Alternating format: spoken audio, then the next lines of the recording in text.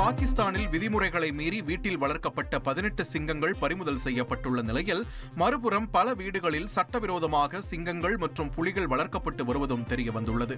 காட்டுக்கு ராஜாவான சிங்கங்களை தங்கள் வீடுகளில் வளர்ப்பதை ராஜ கௌரவமாக கருதும் பாகிஸ்தானியர்கள், சிங்கம், புலி, சிறுத்தை போன்ற விலங்குகளை தங்கள் வீடுகளில் வளர்ப்பதை பெரும் அந்தஸ்தாக பார்க்கிறார்கள்.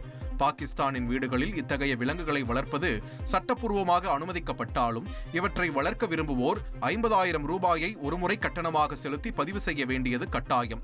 ஆனால் விதிமுறைகளை மீறி பதிவு செய்யாமல் பலரும் தங்களது பண்ணைகள் மற்றும் வீடுகளில் சிங்கம், புலி போன்ற மிருகங்களை வளர்த்து வருவது தற்போது வெளிச்சத்திற்கு வந்துள்ளது.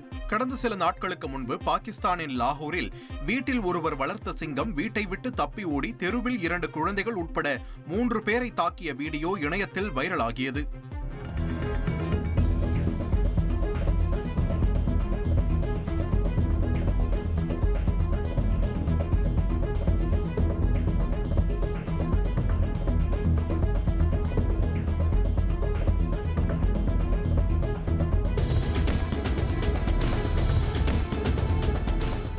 பாகிஸ்தானில் மக்கள் அதிகம் வசிக்கும் மாகாணமாக அறியப்படும் பஞ்சாப் மாகாணத்தில் உள்ள வீடுகள், பண்ணைகளில் மட்டும் 584 சிங்கங்கள் மற்றும் புலிகள் வளர்க்கப்படுவதாக கூறப்படும் நிலையில், முதற்கட்டமாக 38 சிங்கம் மற்றும் புலிகள் இனப்பெருக்க பண்ணைகளில் நடத்தப்பட்ட சோதனைகளில் விதிமுறைகள் மீறப்பட்டிருப்பது தெரியவந்துள்ளது.